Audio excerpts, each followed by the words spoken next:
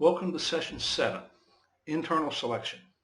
Everyone loves recruiting internally when they're on the inside looking out.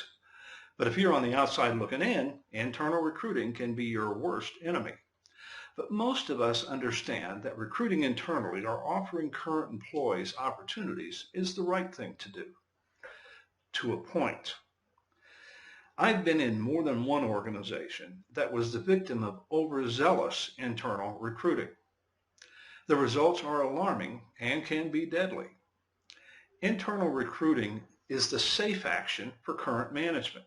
It's safe because old ideas, old environments, old allegiances, and current personnel and job securities are perpetuated.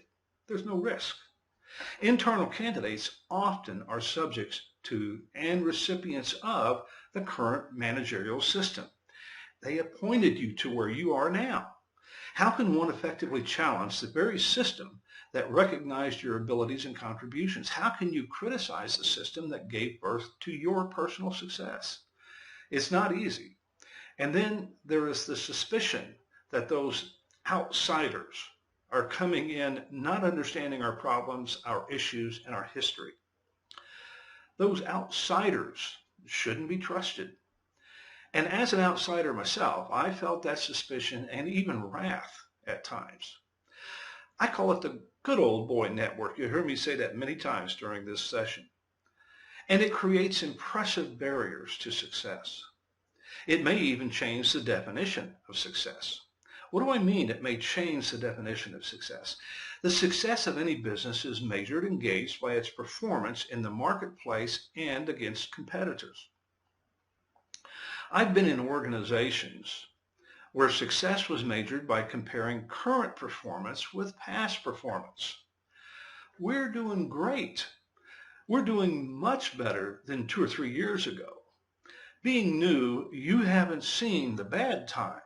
You weren't here.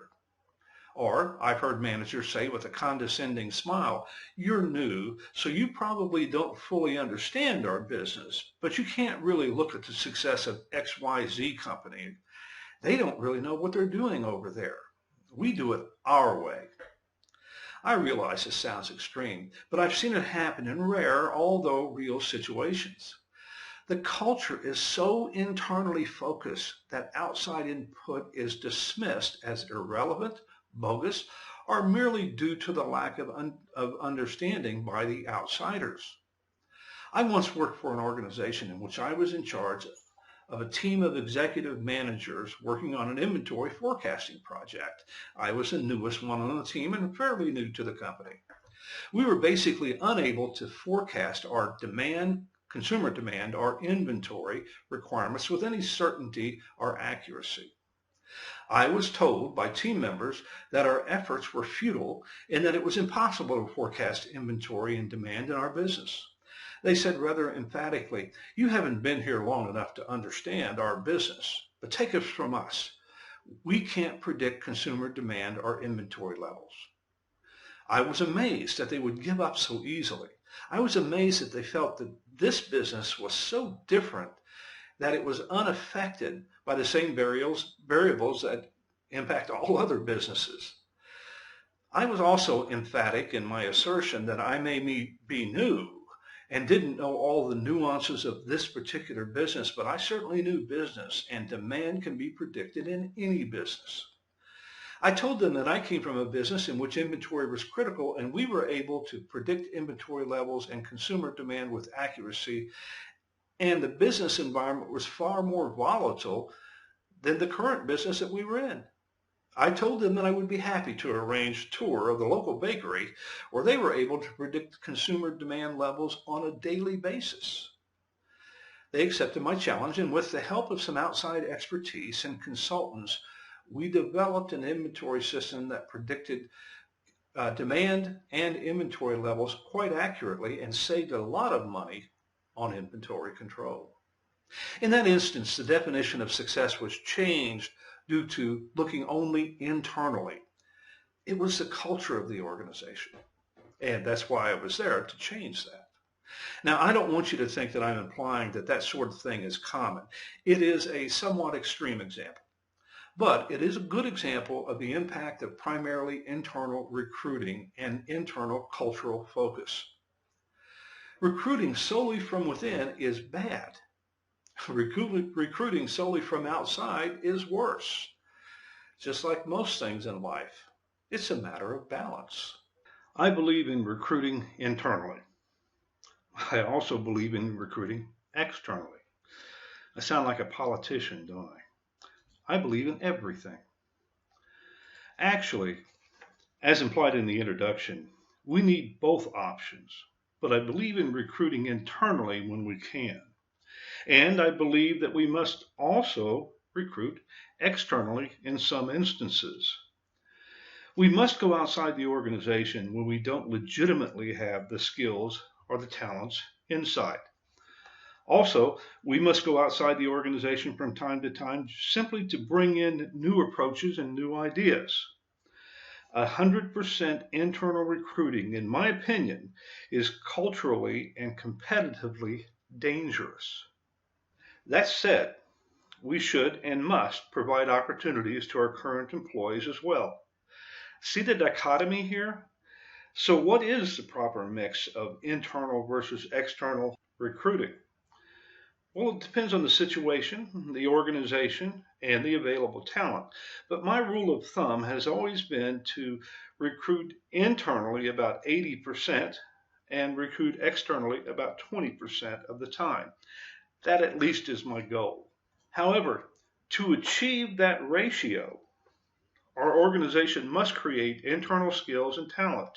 To reach that ratio, our organization must have an active and effective performance management and talent development program.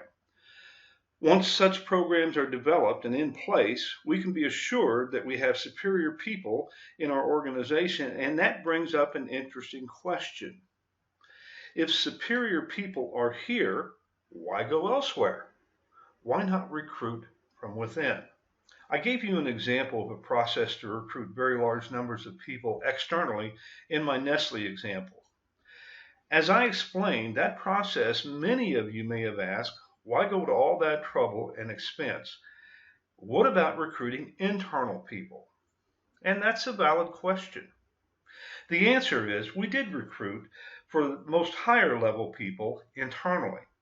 Since Nestle was a startup company, we needed a lot of people at all levels of the organization. We essentially had 3 pay levels, simply level 1, level 2, and level 3.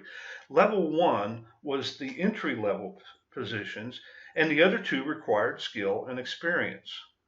All level 2 and 3 positions were filled internally, and we only recruited externally for level 1 positions. And as a new startup organization, we had a lot of level 1 open positions. Also, we recruited new team leaders and lower level management positions externally, at least initially. Once settled, we were able to recruit more effectively internally for such positions as well. The advantages and disadvantages of recruiting internally are obvious and are detailed in the text. There is one disadvantage to internal recruiting, which is also discussed in the text, and I want to repeat here because I believe it is so critical.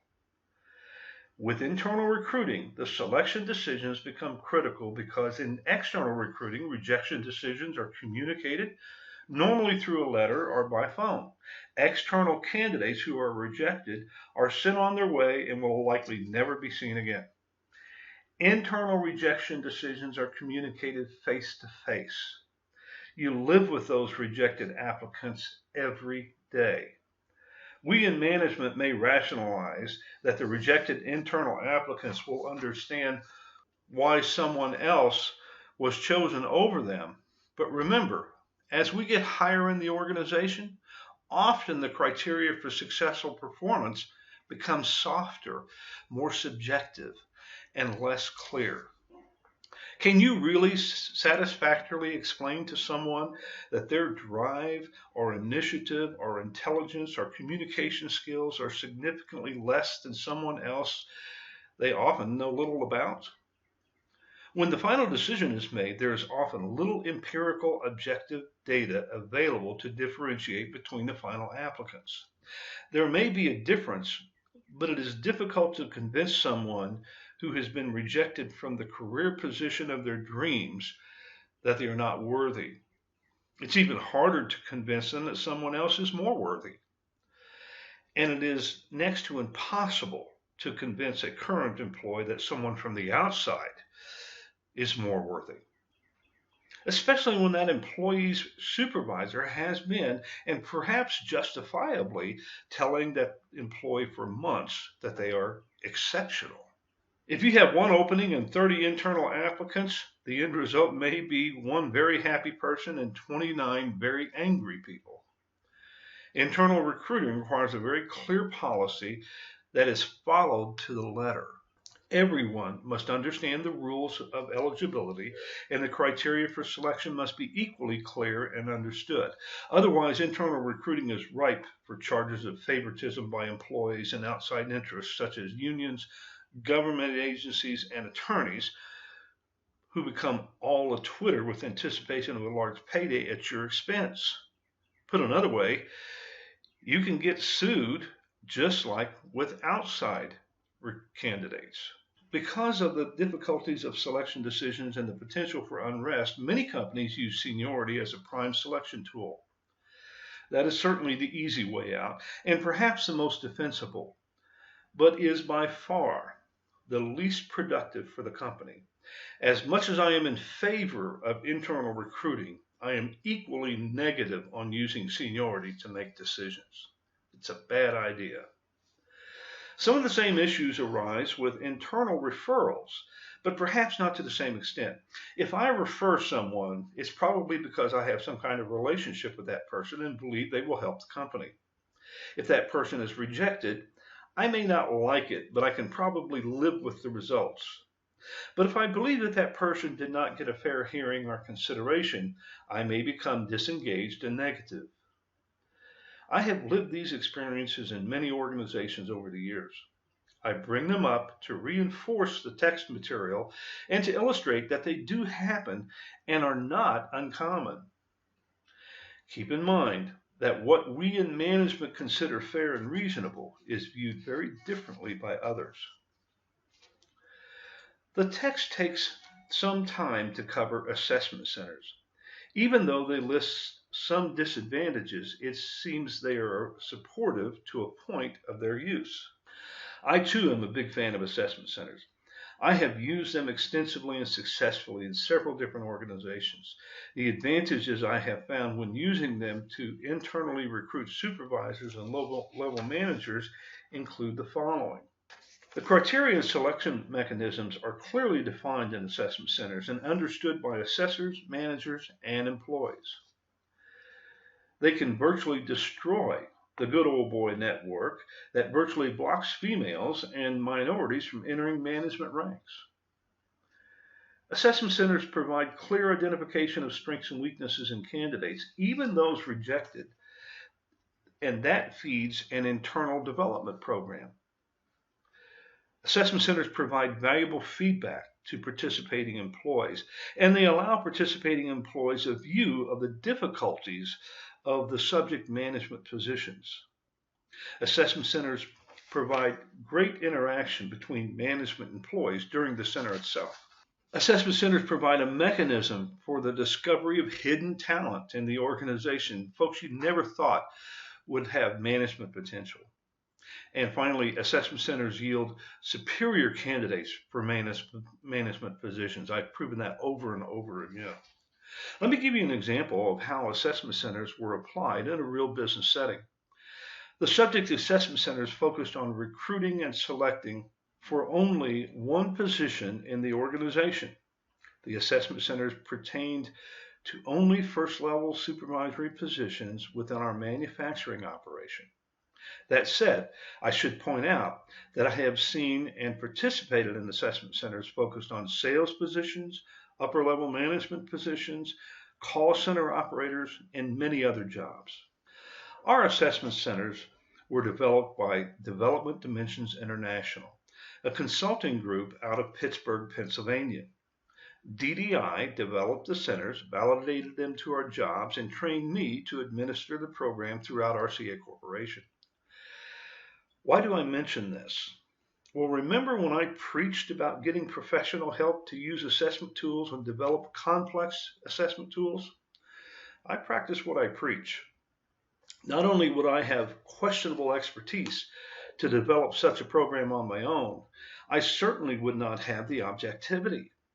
If the assessment tool runs into legal challenges, would I have the credibility on the witness stand saying that I worked for the company and was totally objective in developing such a complex assessment tool? Would I have the credibility when pointed out on the witness stand that I had not actually developed such complex programs in the past, but was sure my methodology was sound?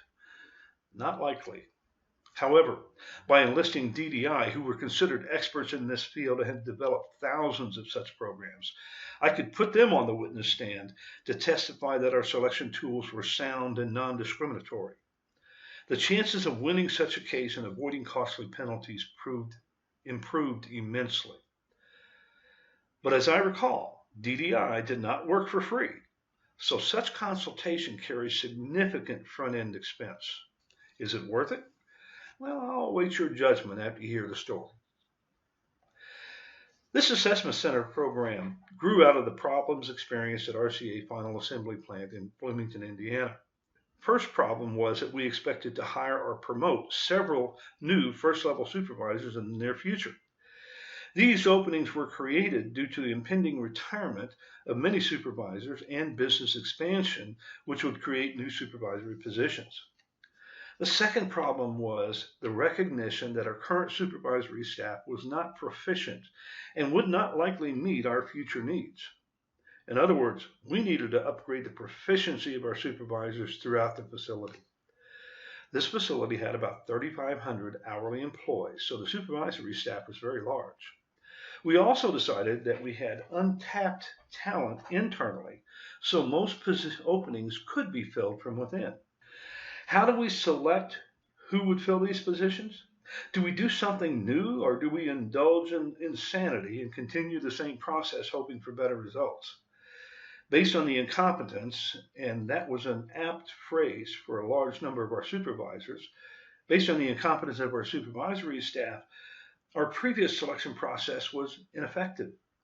You see, our old selection process largely consisted of managers, who used to be supervisors themselves, selecting the employee of their choice from their department to be a supervisor. If those managers were strong, we tended to get strong supervisors. If those managers were weak, we tended to get weak supervisors. And we had a greater number of weak managers than strong managers. Do you see the problem here?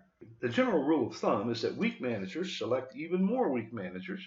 Weak engineers select equally weak engineers. And weak thieves also choose weak thieves to be in their gangs. It runs the gamut of life. So no one wants to select people stronger than themselves. The problem of weak is that it perpetuates itself. The good old boy network was alive and well within the walls of the Bloomington facility. We needed something more effective and more objective. The lesson is that bad selection processes don't stop with one selection. They tend to perpetuate themselves throughout the organization over time. So how will a selection process solve such debilitating problems? A job analysis on the supervisor position was conducted by DDI, and they developed the assessment center based on the critical skills possessed by successful supervisors in our organization. As I remember them, those skills consisted of oral communication skills, written communication skills, tolerance for stress, problem analysis, decisiveness, problem-solving action, leadership, interpersonal skills, and conflict management. Each of these skills included a detailed definition of what good looked like in that trait. This list of skills is similar to the list that you saw in the textbook. DDI took this data and developed several simulation exercises which formed the framework of the Assessment Center program. DDI then conducted the initial training of people who would evaluate the potential candidates. They were called assessors. DDI also initially trained people to play specific roles in the assessment center exercises, or role players. This initial process was time consuming and expensive. After the first training program, of which I was one being trained, DDI trained me to be an assessor trainer. At that point, DDI assumed the role of advisors and only participated in the process to do an occasional audit and to help with specific questions. Although the initial investment was large, the ongoing expenses were reduced by in-house control. The program to train assessors took 3 or 4 days, so after the initial investment, we were still faced with significant time investment, and we trained about 25 assessors. The assessment center consisted of 4 exercises that simulated situations that first level supervisors may encounter and also included a structured interview.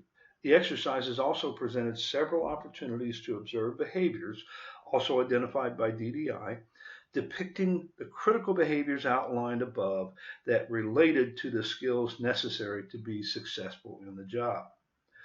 The simulation exercises included an in-basket simulation in which the participants had 1 hour in which to address several problems and situations that were present in the supervisor's in-basket.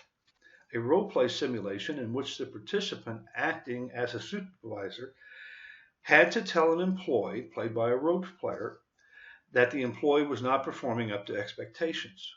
A role-play simulation in which the participant acting as a supervisor had to tell an employee, played by a trained role player, that the employee didn't receive an expected promotion.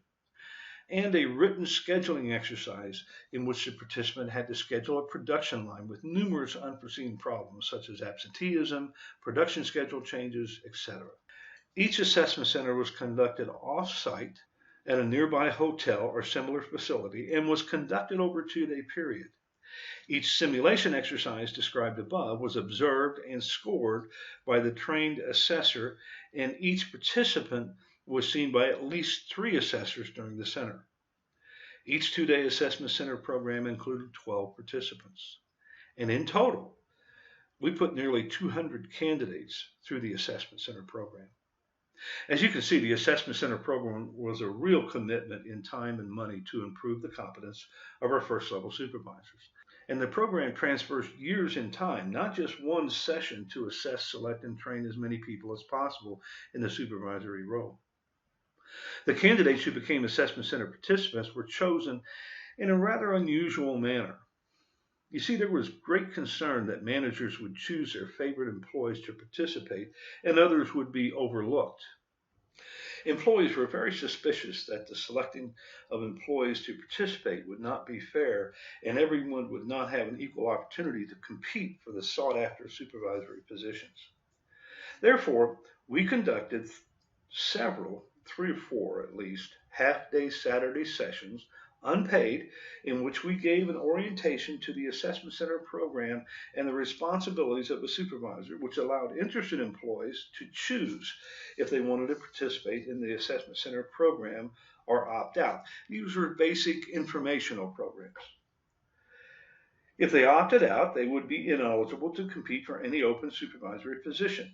At the end of the orientation, employees who were still interested were allowed to complete an application for the supervisory job and submit it to HR.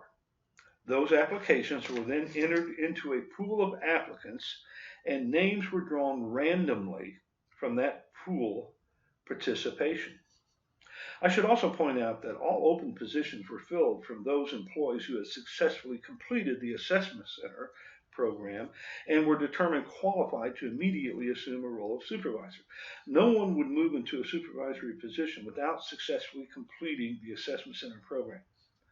This addressed the good old boy network that plagued the credibility of management in the past, and our goal was to maintain a pool of ready candidates to fill our open positions.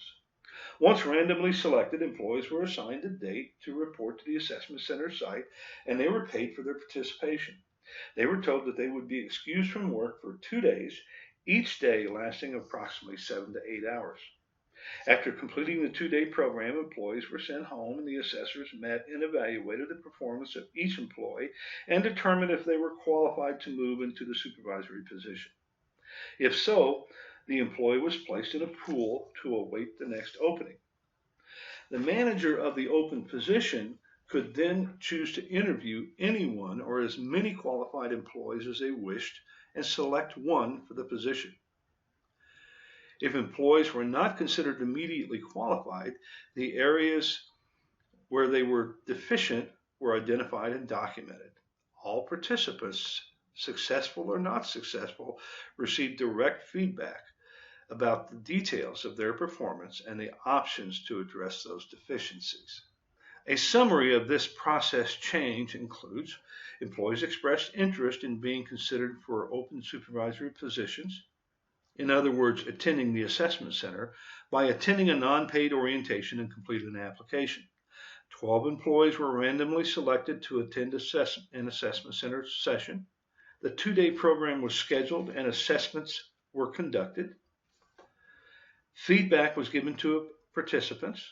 A pool of qualified candidates was created. When openings existed, the qualified candidates were interviewed by the manager, and one candidate from the pool is offered the supervisory job.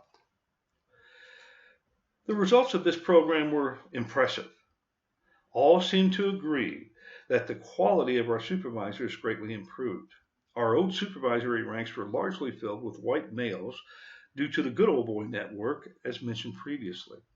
The assessment center program yielded as many qualified females and minorities as white males, and a significant number of those diverse candidates were selected to be supervisors. Thus, the quality of the supervisors improved, as well as the diversity within the supervisory ranks.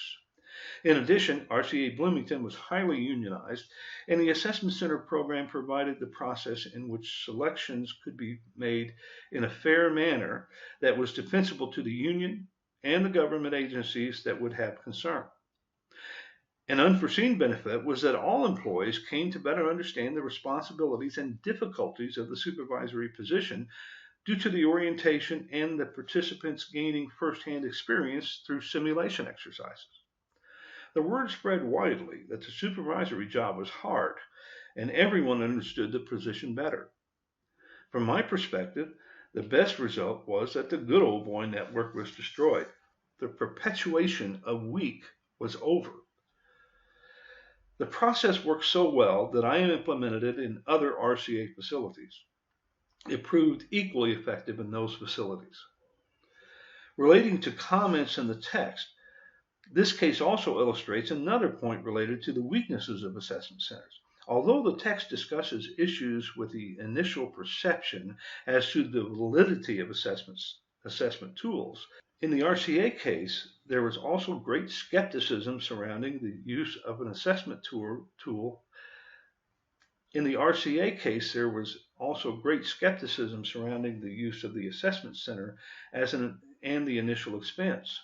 However, the tool was developed with the help of a very professional partner, DDI, and the first few centers yielded strong results. Skepticism and doubt disappeared, and managers, executives, and employees rapidly accepted the assessment center program as the best way to select new supervisors. The program gained credibility in the organization. Technical positions such as maintenance were accepted from the rule that all supervisors must complete the assessment center successfully. This exception was established due to the technical requirements of the maintenance position and the fact that maintenance personnel were very short in supply in the labor market. After the first few assessment center sessions and observing the competence of the new supervisors, the maintenance managers requested that all maintenance supervisors also be required to successfully complete the program. That was when I knew we had successfully answered our critics. So I'm a huge fan of assessment center programs, and I'm particularly a fan internally. Remember, the goal of the assessments, and particularly substantive assessments and internal selection, is to make the selection as objective as possible. It's the same goal internally, but perhaps it's even more important internally because you have to live with the accepted candidates and the rejected candidate in internal recruiting. The more objective and understandable the criteria, the easier living with the results becomes. There is a quote on page 246 that says, first, it may be perceived too costly. However, the cost of a talent management succession system should be considered against the cost of not using a system. What are the costs of making selection decisions based on incomplete knowledge of the skills and capabilities of current employees? Or, I might add, what is the cost of a lawsuit? I choose to highlight this passage because it is also indicative of most human resource management programs. What is the cost of not having a compensation strategy and process and plan? What is the cost of not having a compensation strategy, process, and plan? What is the cost of not having an effective performance management process? At your house, what is the cost of not having smoke detectors? What is the cost of not wearing seat belts? What is the cost of not having safe tires on your car? What is the cost of not? Sometimes the cost of not is nothing, but sometimes the cost of not is very great indeed. Often the most difficult task of HRM is mitigating the cost of not. The most difficult part of that task is convincing others that the cost of not doing something is great and imminent. Put another way, doing things right is often just not accepting doing them wrong. And doing things wrong leads to success, not. One last note in the text. Pay attention to Exhibit 10.8 on page 267. It really summarizes the tools covered in this chapter very well and provides a summary of the chapter. So bottom line is, all assessments, both internal and external, done well with the proper investment of three critical components, money, time, and expertise, can significantly change an organization for the better. Assessment tools done hastily or without proper expertise can, if you're lucky, do nothing, but if you're not lucky, can cause tremendous harm to an organization. And in business, don't we have enough people helping us fail, such as competitors and court rulings and others, without contributing to our own demise with critical processes that are based on guesses rather than solid data and fact?